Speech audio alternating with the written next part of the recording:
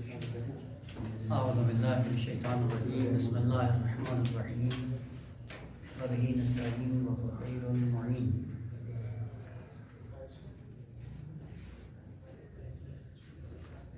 سلسلہ کلام سورہ مبارکہ یوسف میں جاری تھا. حضرت یوسف علیہ السلام نے خواب دیکھا اور خواب کو بیان کیا اپنے والد بزرگوار کے لیے، اور کچھ نصیحتیں کی والد بزرگوار نے حضرت یوسف علیہ السلام کو. عموماً یہ سوال پیدا ہوتا ہے کہ انسان جو خواب دیکھتا ہے تو کون سے خواب ایسے ہیں جو قابل تعبیر ہیں اور کون سے ایسے خواب ہیں جن کو اضغاث و احلام کہا جاتا ہے،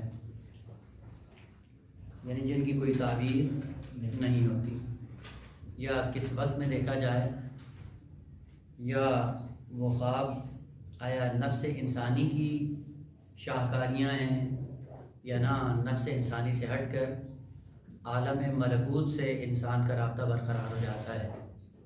وہ ان سب سوالات کو ایک جگہ سمیٹنے کے لیے تھوڑا سا انسان شناسی پہ نگاہ دوڑانے کی ضرورت ہے کہ اگر یہ انسان کسی حد تک سمجھ میں آ جائے تو آہستہ آہستہ وہ اوصاف یا وہ کمال یا وہ مسائل جو انسان شناسی سے وابستہ ہیں وہ خود بخود حل ہونا شروع ہو جاتے ہیں.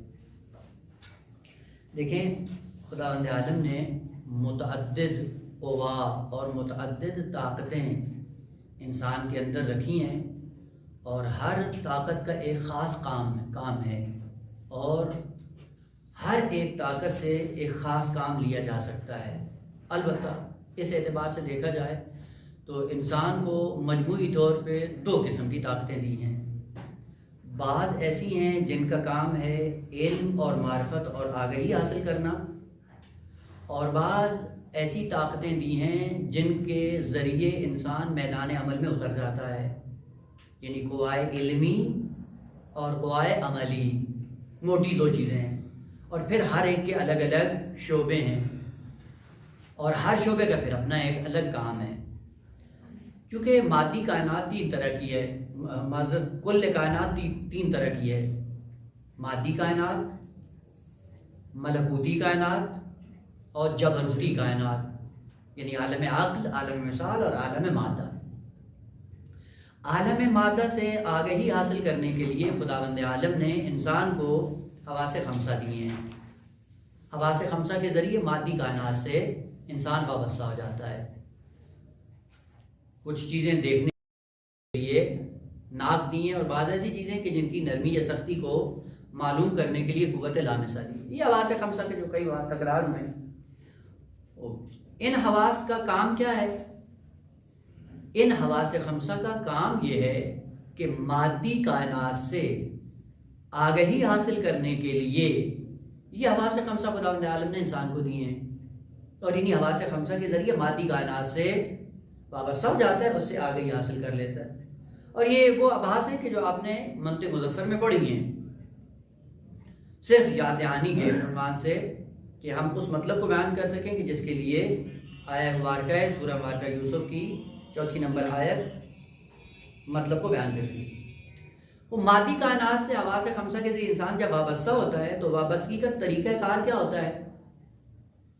طریقہ کار یہ ہے، خداوند عالم نے رکھا ہے کہ جب تک آپ کی حس اس مادی کائنات سے وابستہ ہوتی ہے، اس وابستگی کے نتیجے میں اس مادی کائنات کی تصویر بنا کر پیچھے کسی جگہ منتقل کر دیتی ہے. لہذا ایک منظر آپ دیکھتے ہیں، دیکھتے وقت اس کا خاص حلیہ، خاص کیفیت آپ کے وجود کا حصہ بن جاتی ہے، اور جب آپ آنکھیں بند کر لیتے ہیں تب بھی وہ چیز باقی رہتی ہے، ختم تو نہیں ہوتی نا.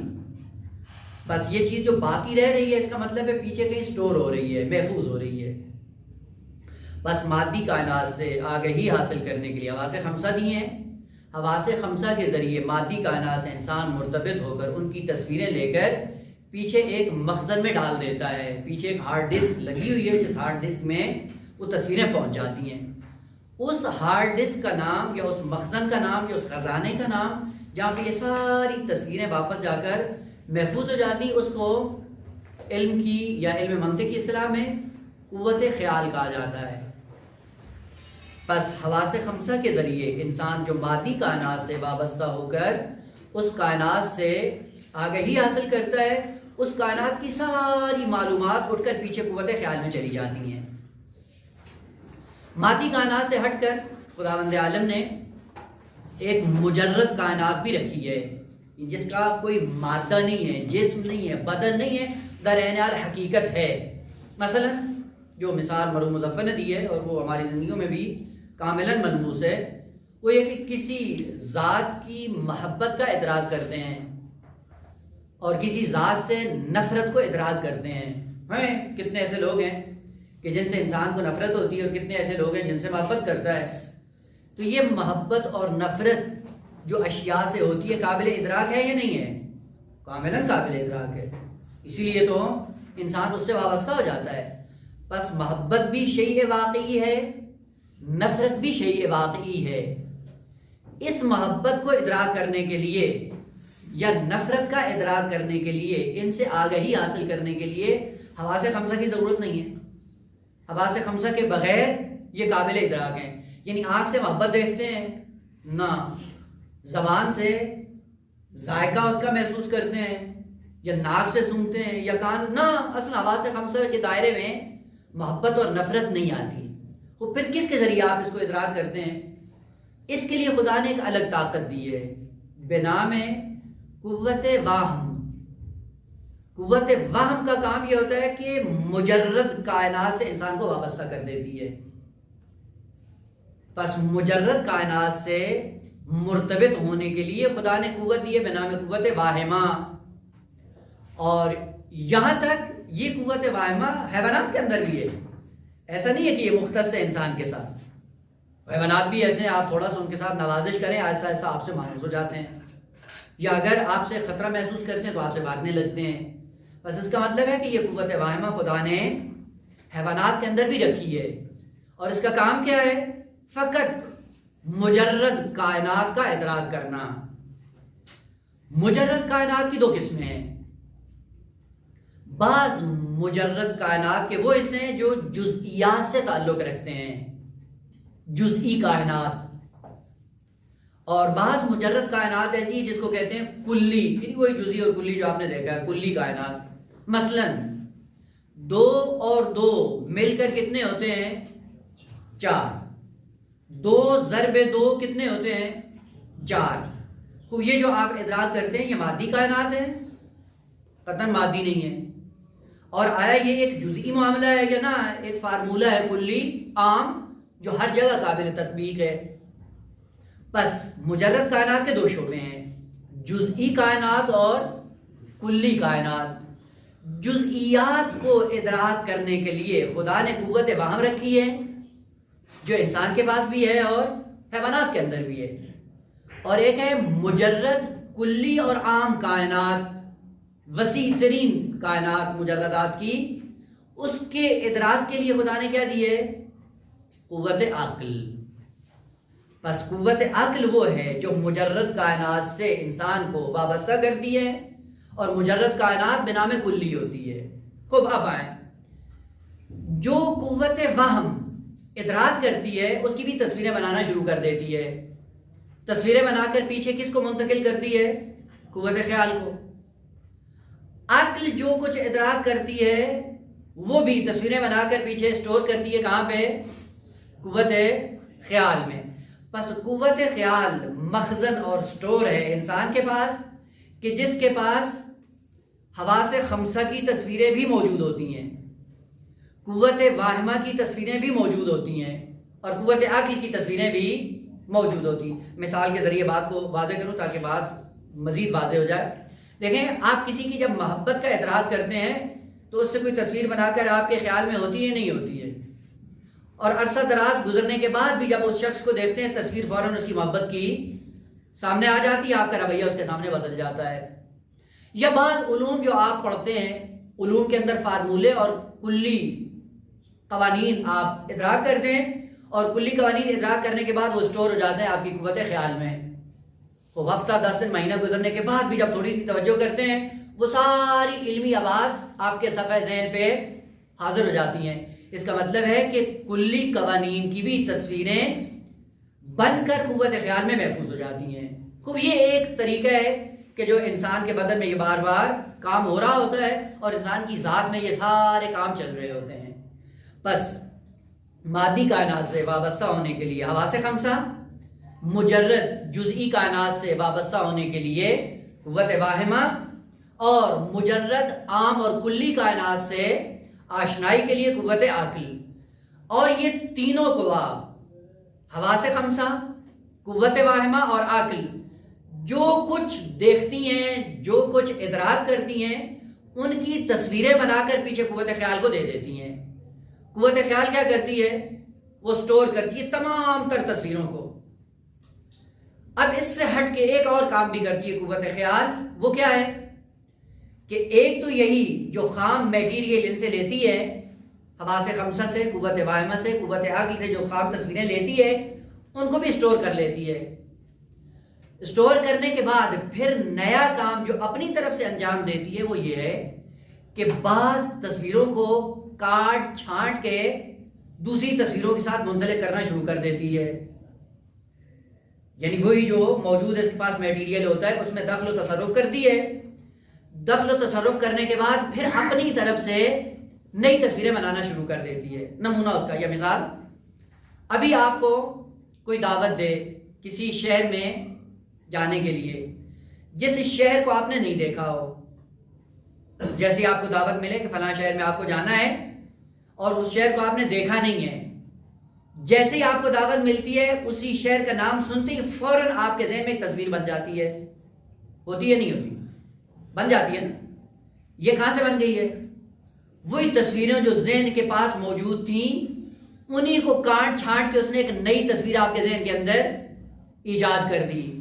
ایجاد کرنے کے بعد جب آپ اس شہر میں جاتے ہیں تو یہ تصویر اس سے ملتی جلتی ہے یا نہ، اصل کو اس کا کوئی دور کا بھی رابطہ نہیں ہوتا ہے۔ یعنی وہ تصویر جو قوت خیال نے دی ہوتی ہے وہ کچھ اور ہوتی ہے، اور جب حقیقت کو جا کے دیکھتے ہیں وہ کچھ اور ہوتی ہے۔ ایسے نہیں ہوتا۔ مثلا فرض کریں کسی شخص کو آپ نے نہیں دیکھا ہے، آپ سے کہا جائے فلاں شخص جو جس کا نام سنا ہو کہ وہ آ رہے ہیں، تو اس کی ایک تصویر آپ کے ذہن میں بن جاتی ہے فوراً، لیکن جیسے آپ اس شخص کو دیکھتے ہیں وہ تصویر جو ذہن میں بنائی ہوتی ہے وہ اور ہوتی ہے، اور جو واقعیت اور خارج میں ہوتی ہے وہ تصویر کچھ اور ہوتی ہے۔ یہی دیکھیں، یہ جو بعض علمی مواد ہیں ان کے لیے بھی ذہن انسانی تصویریں بنانا شروع کر دیتا ہے۔ مثلا ملک اور فرشتہ نازل ہوتا ہے، جبرائیل نازل ہوتا ہے، براق پیغمبر اسلام کے لیے بھیجی گئی، وہ براق کی کیا تصویر بنتی ہے؟ وہ ایک گھوڑا ہے، ساتھ میں پر ہے، یہ کیا ہے؟ یہ قوت خیال کا شاہکار ہے، جبکہ حقیقت اصلاً ایسے نہیں ہے۔ بس قوت خیال کیا کرتی ہے کہ جو اس کے پاس مواد موجود ہوتا ہے اسی میں کاٹ چھانٹ کر کے ایک نئی تصویر ایجاد کر دیتی ہے، اور اس کی خصوصیت یہ ہوتی ہے کہ وہ تصویر کبھی بھی واقعیت کے مطابق نہیں ہوتی۔ اسی لیے خداوند عالم نے ارشاد فرمایا کہ جو انسان خیالوں میں گم رہتا ہے، خیال پرداز ہوتا ہے، وہ محبوب خدا نہیں ہوتا۔ ان اللہ لا يحب كل مختال فخور۔ خیال پرداز انسان اصل محبوب خدا نہیں ہے۔ کیوں؟ کیونکہ اس کا کام یہ ہوتا ہے کہ اپنی طرف سے ایجادات کرتا ہے جس کا باقیت سے کوئی تعلق نہیں ہوتا۔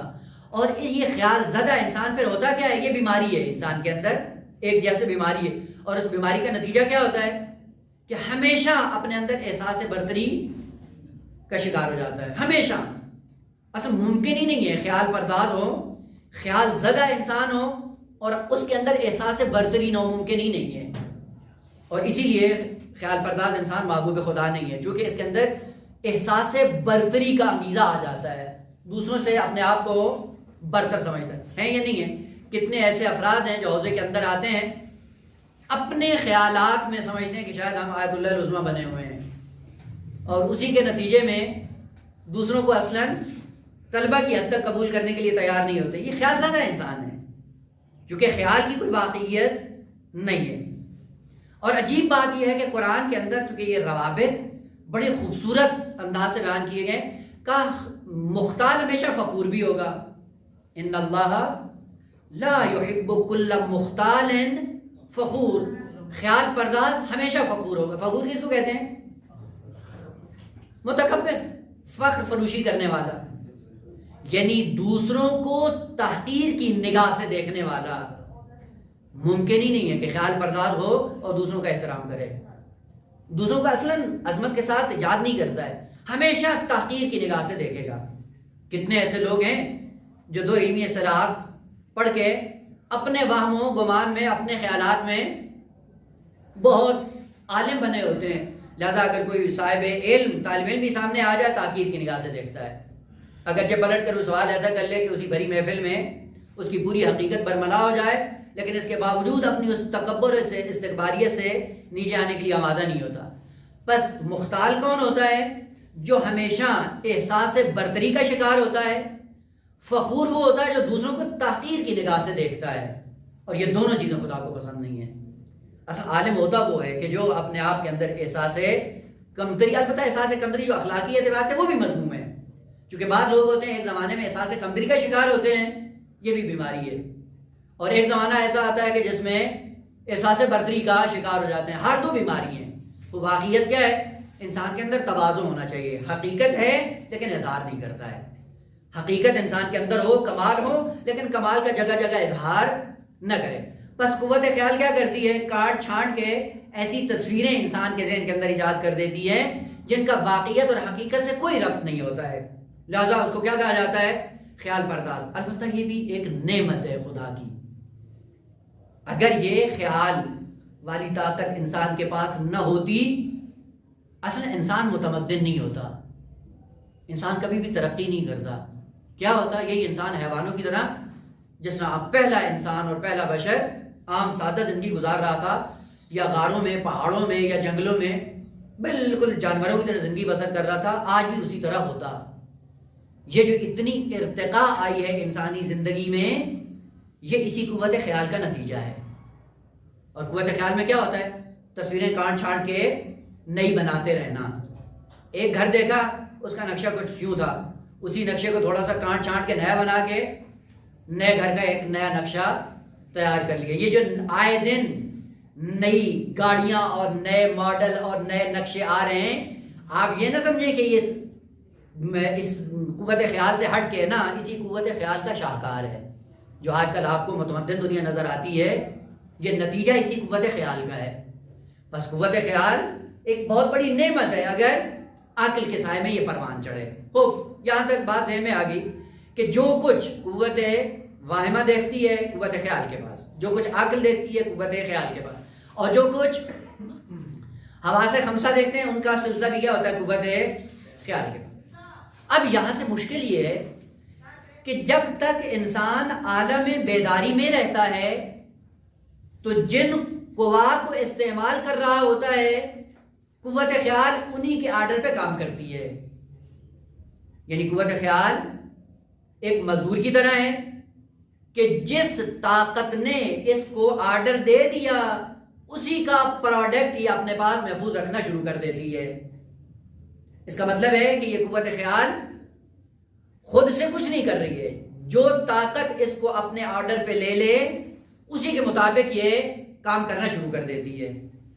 مثلا اگر آنکھ نے اس کو اپنا اجیر بنا لیا اور یہ آنکھ کے ہاتھوں اسیر ہو کر فقط آنکھ کی تصویروں کو یہ محفوظ کرتی رہی، تو جب انسان بیداری کا عالم اس کا ختم ہوتا ہے، سوتا ہے، تو سونے کے بعد یہ کیا کرتی ہے؟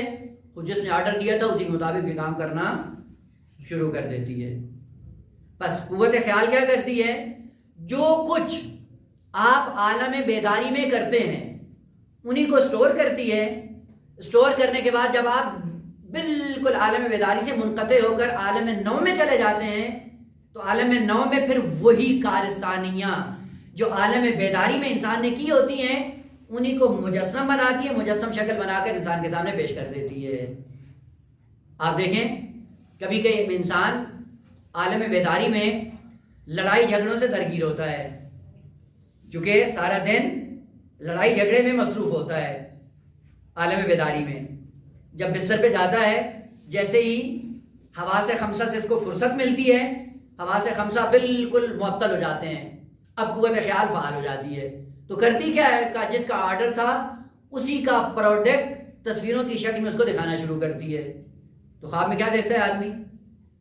خواب میں بھی وہی لڑائی جھگڑا دیکھ رہا ہوتا ہے، کبھی کسی سے منہ ماری کر رہا ہے، کبھی کسی سے، کبھی کسی سے۔ کیا ہوا ہے؟ اس سے پتہ چلتا ہے کہ قوت خیال دن بھر جن کے ہاتھوں اسیر تھی انہی کے آرڈر پہ کام کرنا شروع کر دیتی ہے۔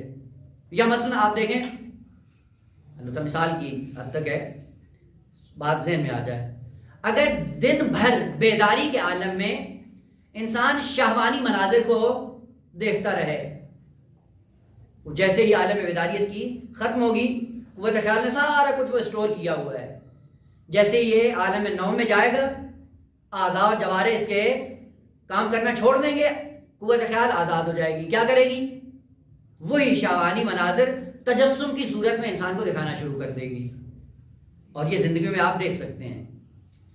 اور اگر انسان عالم بیداری میں قوت واہمہ کے ذریعے سارا کام کر رہا ہو، یعنی کسی سے نفرت کا اظہار ہے صبح سے شام تک، تو اس کا مطلب ہے قوت خیال نفرت کے مناظر کو مجسم کرے گی عالم نیند میں۔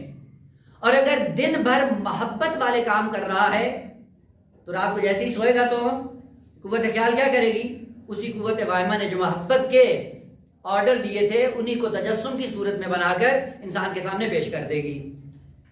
اور اگر انسان کی بیداری قوت عقل کے سائے میں گزرتی ہے، دیکھتا وہاں ہے جہاں عقل کہتی ہے، سنتا وہی چیز ہے جہاں عقل کہتی ہے، کرتا وہی ہے جہاں پہ عقل اگر کار فرما ہو جائے تو اس کا مطلب ہے کہ قوت خیال عقل کے تابع ہے، اور عقل ہمیشہ واقعیات سے منسلک ہوتی ہے یا نہیں ہے؟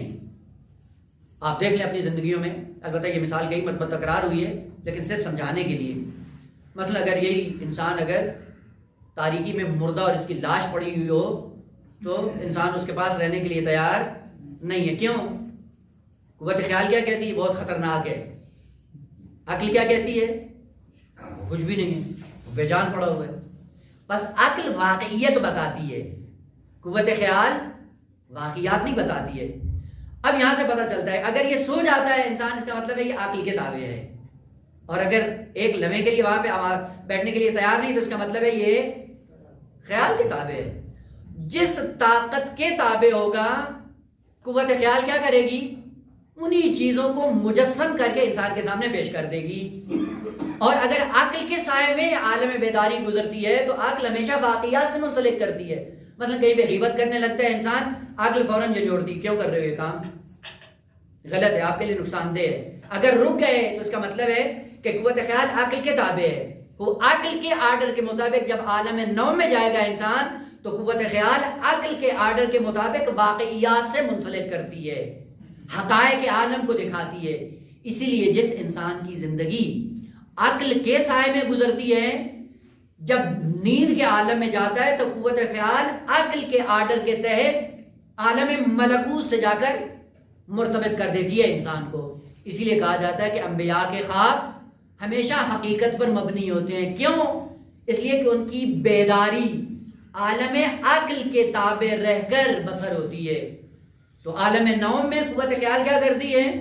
انہی حقائق سے منسلک کر دیتی ہے۔ یہاں پہ چھوٹا سا باریک سے فرق ہے، اب یہ اصطلاح بھی استعمال کر دیتا ہوں، اب البتہ اس مقدمے کے بعد بات آسان ہو جائے گی۔ نام سنا ہوگا آپ نے فلسفے کی اصطلاح مثال متصل اور مثال منفصل۔ عالم مثال کہتے ہیں اس کی دو قسمیں ہیں۔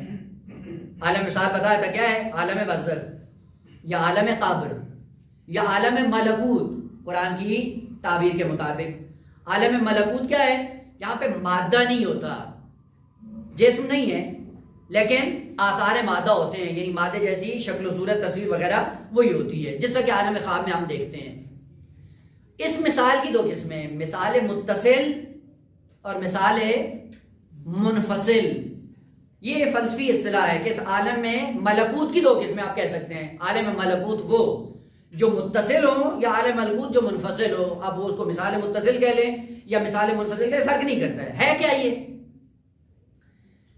دیکھیں، نفس انسانی کے اندر یہ خداوند عالم نے طاقت رکھی ہے کہ کبھی نفس انسانی اپنے ہی پروڈکٹ میں مشغول ہوتا ہے، یعنی اپنے محصول میں ہی منحصر ہوتا ہے. اس کا مطلب ہے نفس کی کوئی کارستانیاں ہیں. نفس عالم خواب میں کیا کرتا ہے؟ حقائق کو مجسم کرتا ہے. کون سی حقائق کا؟ جو خود انسان نے دن بھر بیداری کے عالم میں کسب کی ہوتی ہیں، انہی معلومات کو تجسم دے کر انسان کے سامنے پیش کر دیتا ہے. یہ ایک شاہکار ہے نفس انسانی کا، یا وہی کہہ لیں قوت خیال کا. بس قوت خیال ایک کام یہ کرتی کہ جو آپ نے دن بھر کیا ہوتا ہے، معلومات لی ہوتی، انہی معلومات کو تجسم دے کر آپ کے سامنے پیش کر دیتا ہے. اسے کیا کہتے ہیں اصطلاح میں؟ مثال متصل. یعنی وہ حقیقت یا وہ تصویریں یا وہ معلومات جو خود اسی انسان نے اپنے حواس علمی کے ذریعے ادراک کی ہوتی ہیں، قوت خیال انہی کو آ کر تجسم دے دیتی ہے. اور یہ تجسم دینا نفس انسانی سے باہر نہیں ہے، بلکہ نفس انسانی کے اندر جو تحولات ہوتے ہیں، انہی تحولات کو تصویر کی شکل بنا کر انسان کے سامنے پیش کر دیتی ہے. اسے کہتے ہیں مثال متصل. مثال متصل کیوں کہتے ہیں؟ مثال یہ ہے کہ عالم مادہ نہیں ہے. متصل کیوں کہتے ہیں؟ اس لیے کہ نفس سے باہر نہیں ہے، جو کچھ ہے اس کی ذات کے اندر ہو رہا ہے. اور ایک مرتبہ یہ ہوتا ہے کہ یہ نفس یا قوت خیال اس حد تک قوی ہو جاتی ہے کہ عالم بیداری میں عقل کے ماتحت ہوتی ہے، اور جب عالم نوم میں جاتی ہے تو عقل کے آرڈر پہ کام کر رہی ہوتی ہے. اور جب عقل کے آرڈر پہ کام کرتی ہے، اس کے اندر یہ وسعت آ جاتی ہے کہ اپنی ذات سے ہٹ کر عالم ملکوت سے وابستہ ہو جاتی ہے. اور عالم ملکوت ایک واقعیت ہے. پس جس کی قوت نفس جتنی پاکیزہ ہوگی، وہ اسی اعتبار سے عالم منفصل مثال سے متصل ہو جائے گا. اب یہاں پہ انبیاء کا کیا تھا؟ انبیاء کا کرشمہ یہ ہوتا تھا، اور انبیاء کا کمال یہ تھا کہ چونکہ دن بھر عقل کے تابع رہتے ہوئے زندگی بسر کرتے تھے، تو نفس قوی ہو جاتا تھا.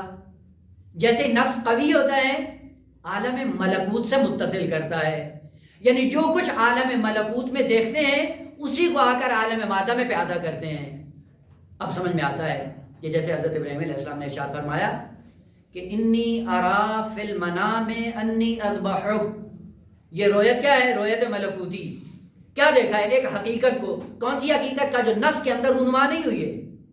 یہی ذبح والا کام، یہ حقیقت عالم ملکوت میں یہ واقعہ رونما ہوا، اس کو دیکھا، اور اسی کو دیکھنے کے بعد سمجھ گیا کہ میری معمولیت یہ ہے کہ اس کو عالم مادہ میں آ کر مجھے جامع عمل پہنانا ہے. تو یہاں پہ نفس نے کیا دیکھا ہے؟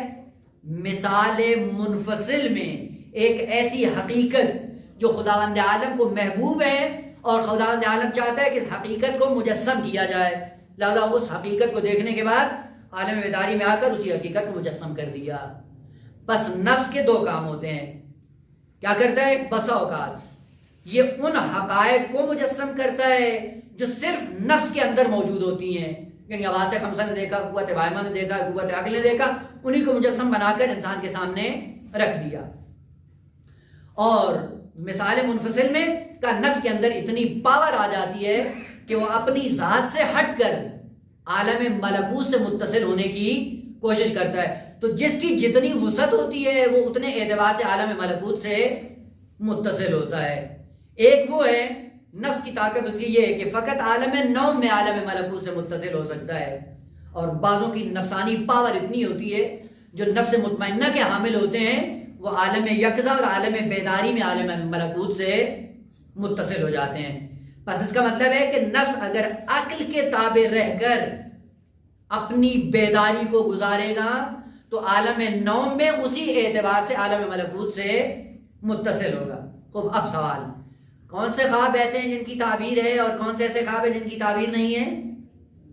وہ خواب جو عقل کے سائے میں حقائق کو ادراک کر کے قوت خیال کو دیتے ہیں، اور قوت خیال ان کو جسمانی شکل میں انسان کو دکھاتی، یہ خواب قابل تعبیر ہیں.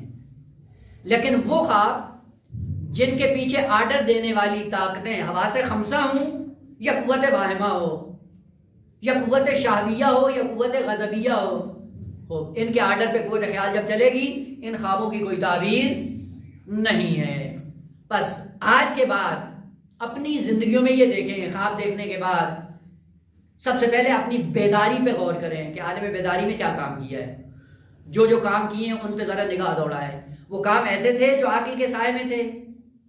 مثلا جیسے ہی ہم باہر نکلے، سامنے نامحرم آئی، آنکھوں کو جھکایا یا نہیں؟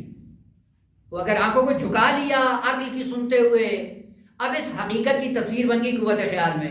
جب سوئیں گے اسی کو مجسم کر دے گی، حقیقت سے وابستہ کر دے گی.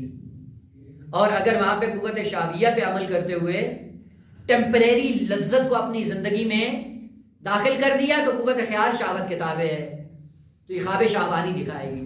شہوانی خوابوں کی کوئی تعبیر نہیں ہوتی.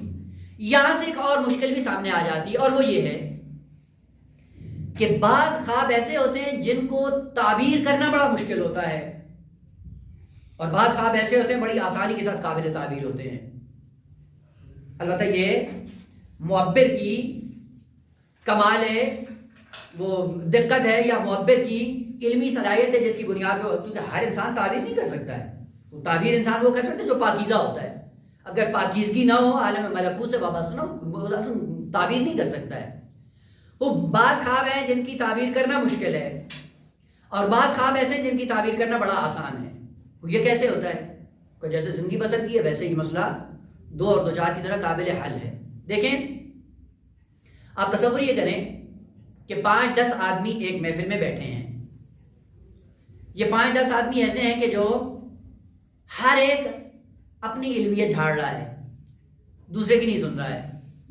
اس سے پوچھو وہ اپنا ایک مدعا بتاتا ہے، دوسرے سے پوچھو وہ اپنی ایک بات کرتا ہے، تیسرے سے پوچھو وہ اصل کسی اور وادی کی بات کرتا ہے. ہوتا ہے نا کبھی کبھی. مثلا 5 آدمی ان کو بلاتے ہیں، آؤ جی ایک پروجیکٹ پہ میٹنگ کرنی ہے. وہ پروجیکٹ جس پہ بات کرنی ہوتی ہے وہ اصل مورد گفتگو قرار نہیں پاتی. ہر ایک اپنے دکھڑے سنانے شروع کر دیتا ہے. 1 گھنٹہ آپ نے گفتگو کی، 1 گھنٹے کے بعد کسی آدمی سے کہا جائے بھائی 1 گھنٹہ یہ 10 علماء بیٹھے تھے، اب اس 10 علماء کی 1 گھنٹے کی گفتگو کو خلاصہ کرو، کر لے گا؟ کیا کرے گا؟ کہ میں کیا لکھوں، کیا خلاصہ کروں؟ ایک کچھ کہہ رہا ہے، دوسرا کچھ کہہ رہا ہے، تیسرا کچھ کہہ رہا ہے. اس کو جمع کرنا اس کے لیے ممکن نہیں ہوتا. ایسے ہی ہوتا ہے، وہ کیا خلاصہ کرے؟ ایک فلسفے کی بات کر رہا ہے، دوسرا کسی کی بات کر رہا ہے، پتہ نہیں کوئی اقتصادیات کی کر رہا ہے، کوئی کرنسی کی کر رہا ہے، کوئی کہاں سے جوڑوں، کہاں سے خلاصہ کر کے ایک چیز میں لا کر اس کو جمع کروں؟ کیونکہ گفتگو پراکندہ تھی، کسی محور کے مطابق نہیں تھی، اس لیے اس کو خلاصہ جمع کرنا انسان کے لیے ممکن نہیں ہوتا ہے. لیکن یہیں پہ اگر 5 آدمی بیٹھے ہوں، فقط ایک موضوع کے بارے میں اظہار نظر کر رہے ہوں، اب کہا جائے بھی ان کی باتوں کو خلاصہ کریں، کر لیں گے یا نہیں کر لیں گے؟ بڑی آسانی کے ساتھ کر لیں. وہ ایک ہی موضوع تھا، ایک موضوع کے بارے میں آغا نے یہ کہا، دوسرے یعنی محور ایک ہی تھا، ایک ہی محور میں سب نے اپنا اظہار رائے کیا ہے. اس کا خلاصہ کرنا آسان ہے یا مشکل؟ بہت آسان ہے. عزیزان من، جو خواب دیکھتا ہے انسان، وہ در حقیقت انہی اعضاء اور جوارح کا کام ہوتا ہے جس کو تجسم دینا ہوتا ہے اس نے. اب ہوتا کیا ہے؟ وہ خواب جو قابل تعبیر نہیں ہوتے یا مشکل ہوتی ہے ان کی تعبیر کرنا، اس میں یہ ہوتا ہے کہ ہر عضو اپنی منمانی کے مطابق چل رہا ہوتا ہے. آنکھ شابانی مناظر کو دیکھ رہی ہوتی ہے، کان موسیقی سن رہی ہے، زبان غیبت کر رہی ہے، اور اسی طرح سے بقیہ اعضاء بھی آپ اسی طرح سے، ہر عضو اپنی اپنی بدماشی کر رہا ہے. جب یہ سارا میٹیریل قوت خیال لے کر آپ کے سامنے مجسم کرے گی، یہ قابل تعبیر ہے؟ قابل تعبیر نہیں ہے. لیکن یہی اعضاء اور جوارح ایک محور پہ مل کر سارے کام کر رہے ہوں. یعنی آپ اسی کو دیکھے جو عقل کہہ رہی ہے، جو فطرت کہہ رہی ہے، کان وہی سنے جو عقل اور فطرت کہہ رہی ہے، زبان وہی بولے جو عقل اور فطرت کہہ رہی ہے. یعنی عقل اور فطرت کو محور بنا کر یہ سارے اعضاء اس کے ارد گرد کام کر رہے ہوں. جب یہ آرڈر پیچھے قوت خیال کے پاس جائے گا، اب ان کو جمجور کرنا آسان ہے. کیوں؟ کیونکہ اعضاء و جوارح پر آکندہ نہیں تھے. یہ سارے اعضاء و جوارح کیا کر رہے تھے؟ ایک ہی مرکز کے ارد گرد رہتے ہوئے سارا اپنا کام کر رہے تھے. اس کو خلاصہ کرنا بڑا آسان ہے، جمع کرنا بڑا آسان ہے. اب سمجھ میں آتا ہے کہ معصومین جب خواب دیکھتے ہیں وہ خواب ہی تعبیر بن جاتا ہے. لیکن عام آدمی جب دیکھتا ہے پتہ نہیں چلتا اس نے کیا دیکھا، کیا کرے، اس کو کیا بتائیں. اور پھر وہ بعد ٹانگیں ٹونگیاں مارنے والے وہ کیا کرتے ہیں، جی آپ نے خواب کب دیکھا تھا، اذان صبح سے پہلے تھا یا بعد میں تھا، کس وقت تھا؟ وقت کی بات نہیں ہے، یہ صرف لوگوں کو کیا کہتے ہیں پاگل بنانے والی باتیں ہیں. اور جب نماز صبح سے پہلے ہو اور شامانی سارے مناظر دیکھو قابل تعبیر ہے. اگر عقل کے مطابق زندگی بسر کر رہی ہے ہو رہی ہو اور نماز صبح کے بعد اگر آنکھ لگ جائے قابل تعبیر نہیں ہے. بس معیار کچھ اور ہے اور ہم نے معیارات کچھ اور بنائے ہوئے ہیں. حضرت یوسف علیہ السلام کی زندگی اتنی پاکیزہ تھی، اس پاکیزہ زندگی کا نتیجہ یہ تھا کہ بچپن سے ہی خداوند عالم نے اپنی ولایت میں لے لیا. اور جو ولایت خدا کے سائے میں زندگی بسر کرتا ہے، وہ 7 سال کا ہو، وہ 9 سال کا ہو، وہ 5 سال کا امام جواد ہو، یا وہ 1 دن کا حضرت عیسیٰ ہو، فرق نہیں کرتا. جو کچھ دیکھتا ہے حقیقت دیکھتا ہے. جو کچھ اس کا رابطہ ہوتا ہے عالم ملکوت سے ہوتا ہے. جو کچھ عالم ملکوت میں دیکھ رہا ہوتا ہے اسی کا عالم مادہ میں معمور بن جاتا ہے اور اسی حقیقت کو اس کے سامنے برملا کیا جاتا ہے. اب اس طرح کے افراد جو خواب دیکھتے ہیں، ان خوابوں کی تعبیر کرنا بڑا آسان ہو جاتا ہے. کیوں؟ چونکہ محور اور مرکز ایک ہے. جہاں پہ محور اور مرکز ایک ہو اس خواب کو تعبیر کرنا انتہائی آسان ہوتا ہے. البتہ اس میں پھر معبر کیا ہوتا ہے، بڑی آسانی سے خوابوں سے حقائق تک منتقل ہو جاتا ہے. وإلا اگر انسان کا محور ایک نہ ہو سرگردان ہوتا ہے. اس سرگردانی کے نتیجے میں ممکن بعض حقائق تک پہنچ جائے. یہ معبر کی اپنی صلاحیت پہ ڈیپینڈ کرتا ہے اور اس کے اپنے کمال پہ ڈیپینڈ کرتا ہے کہ وہ کس حد تک وہ سیطرہ علمی رکھتا ہے یا پاکیزگی رکھتا ہے. بالآخر پہنچ جائے گا لیکن بڑی مشکل کے ساتھ. اب یعنی اس کو شعبانی خواب الگ کرنے ہوں گے، نفرت آمیز خواب الگ کرنے ہوں گے. بیچ میں فقط وہ خواب جو عقل کے ماتحت میٹیریل قوت خیال کو ملا ہے اس کو قابل تعبیر بنانا، یہ اس کا کام ہے. البتہ انسان کی زندگی میں یہ ہوتا ہے، بعض ایسے ہیں جو صرف اور صرف شیطانی خوابوں پر مشتمل ہوتے ہیں. یعنی ان کی زندگیوں میں کوئی بھی ایسا کام نہیں ہوتا جو عقل کے سائے میں انہوں نے انجام دیا ہو. وہ ان کے خواب اصل قابل تعبیر نہیں ہے. ان کو کہا جاتا ہے اضغاث و احلام. آ رہی ہے یہ آیت، وہاں پہ معنی کریں گے کہ اضغاث و احلام کس کو کہتے ہیں. فعلاً ذہن میں رکھ لیں جس کا معنی کیا جاتا ہے پراکندہ خواب. نہ، پراکندگی نہیں ہے، دقت کے ساتھ انشاءاللہ آ رہا ہے معنی، تھوڑا انتظار کریں انشاءاللہ وہاں پہ پہنچ رہے ہیں. بس وہ جو ہمیشہ عقل سے گر کر زندگی بسر کرتے ہیں ان کے خوابوں کی کوئی تعبیر نہیں ہے. اور وہ لوگ جن کی زندگیاں عقل کے سائے میں گزرتی ہیں وہ عالم بیداری میں ہوں یا عالم نوم میں ہوں، فرق نہیں کرتا. اس لیے معصوم کیا فرماتے ہیں کہ میں بیدار ہوں یا سو رہا ہوں، فرق نہیں کرتا ہے. جو کچھ ہمیں عالم بیداری میں کرنا ہوتا ہے وہی عالم نوم میں ہوتا ہے، یا جو کچھ عالم نوم میں دیکھتے ہیں وہی عالم بیداری میں ہوتا ہے، فرق نہیں کرتا ہے. کیوں؟ اس لیے کہ زندگی ایک محور کے مطابق گزرتی ہے اور وہ زندگی کیا ہے، عقل اور فطرت کے سائے میں آگے بڑھتی ہے. اسی لیے وہ قابل تعبیر بھی ہوتی ہے، عالم ملکوت سے متصل بھی ہو جاتا ہے انسان اور عالم ملکوت کو عالم بیداری میں بھی مشاہدہ کر سکتا ہے. یہ خواب جس میں قوت خیال عقل کے تابع رہ کر کام کر رہی ہو وہ خواب قابل تعبیر ہوتے ہیں. اب جو کچھ انسان زندگی میں کرتا ہے عالم بیداری میں کرتا ہے تو جیسے جیسے عالم نوم میں جاتا ہے اس میں فرصت کیا ہوتی ہے، اب قوت خیال آزاد ہو جاتی ہے. یعنی اب وہ مصروف نہیں ہوتی ہے. مصروف کس وجہ سے ہوتی ہے عالم بیداری میں کہ ہر عضو سے اس کا سروکار ہوتا ہے، ہر عضو سے اس کا پالا پڑتا ہے. جب آزار رک جاتے ہیں یہ بھی استراحت کرنا شروع کر دیتی ہے. اور استراحت میں پھر کیا ہوتا ہے کہ جس نے اس کو اپنے آرڈر پہ اجیر کیا ہوتا ہے اسی طاقت کی تصویروں کو، اسی طاقت کے آرڈر کو، اسی طاقت کے علم کو ایسا ایسا مجسم شکل میں اس انسان کے سامنے پیش کرنا شروع کر دیتی ہے. اگر قوت خیال عقل کے تابع رہ کر عقلی معلومات کو مجسم کرے گی انسان ملکوت سے مرتبط ہو جائے گا. اور ملکوت کس حد تک، یا ملکوت متصل ہے یا ملکوت منفصل. یعنی ایک مرتبہ یہ ہے کہ اسی اپنی نفسانی طاقت کے اندر جو حقائق ہیں انہی کو مجسم کرتی ہے، اور ایک مرتبہ یہ ہوتا ہے کہ نا اپنی ذات سے ہٹ کر عالم ملکوت خارجی سے جا کر وابستہ ہو جاتی ہے. اب یہاں پہ فرق نہیں کرتا ہے کہ حضرت یوسف علیہ السلام نے خواب دیکھا ہے یا عالم بیداری ہے، وہ فرق نہیں کرتا ہے. عالم بیداری میں ہو تو بھی کیا دیکھا ہے، ملکوت کو دیکھا ہے کہ موتی بنے ہوئے ہیں حضرت یوسف کے سامنے. اور اگر عالم خواب میں دیکھا ہے تو بھی یہی دیکھا کہ عالم مادہ اور عالم جسمانیات مطیع بنا ہوا ہے حضرت یوسف علیہ السلام کے سامنے. بس ضروری نہیں ہے کہ انسان حتماً عالم نیند میں جائے تب جا کر ان کو اپنا مطیع دیکھ رہا ہو، نہ عالم بیداری میں بھی ہو سکتا ہے. بس اس اعتبار سے آپ کہہ رہے تو 11 کوكباً عالم نو میں فرق نہیں کرتا ہے، عالم بیداری کا فرق نہیں کرتا ہے. یہاں پہ زمخشری نے ایک بات کی ہے جو قابل ہضم نہیں ہے، وہ یہ ہے، کہتے ہیں کہ رأیت 11 کوكباً، اس رأیتوں سے مراد حتماً خواب ہے، عالم بیداری نہیں ہے. اور دلیل کیا دی؟ دلیل یہ دیتے ہیں کہ اگر یہ عالم بیداری میں دیکھتے حضرت یوسف علیہ السلام کہ شمس و قمر اور کواکب حضرت یوسف علیہ السلام کو سجدہ کر رہے ہیں تو حضرت یوسف کے علاوہ باقی سب بھی دیکھتے، اور جب سب دیکھ رہے ہوتے تو ان کو بھی پتہ چل جاتا کہ یہ پوری کائنات حضرت یوسف کو سجدہ کر رہی ہے، لہذا بتانے کی ضرورت نہیں، سب کو پتہ چل جاتا. لیکن چونکہ سب کو پتہ نہیں چلا ہے، اس سے پتہ چلتا ہے کہ عالم بیداری میں نہیں دیکھا ہے. کہاں دیکھا ہے؟ عالم خواب میں. اب یہ بیچارے نے بات تو کر دی، لیکن حقیقت انسانی سے کوسوں دور ہے، پتہ چلتا ہے.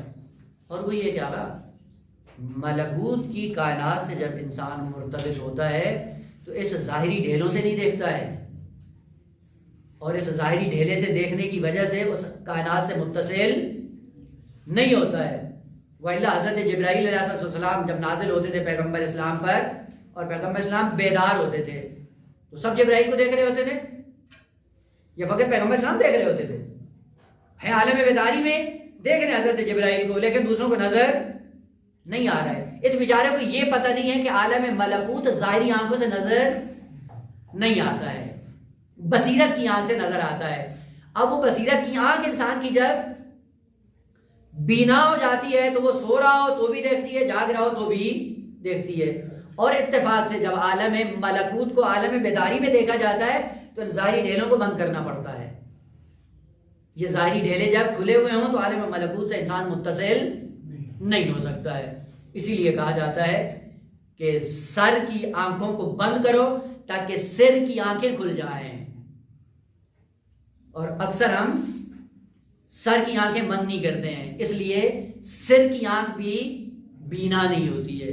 پر ضروری نہیں ہے کہ عالم رویت میں دیکھا ہو، یعنی عالم خواب میں دیکھا ہو، نہ ممکن عالم بیداری میں حضرت یوسف علیہ السلام نے پوری کائنات کو اپنا مطیع دیکھا ہو، لیکن چونکہ یہ اطاعت کائنات کی یہ عالم ملکوت کا حصہ ہے اور عالم ملکوت ظاہری آنکھوں سے نظر نہیں آتا ہے. تاکہ جناب زمخشری یہ کہیں کہ اگر یوسف علیہ السلام دیکھ رہے ہیں تو دوسرے بھی دیکھ رہے ہوں، نہ فقط حضرت یوسف علیہ السلام عالم بیداری میں دیکھ سکتے ہیں جبکہ دوسروں کو نظر نہیں آتا ہے.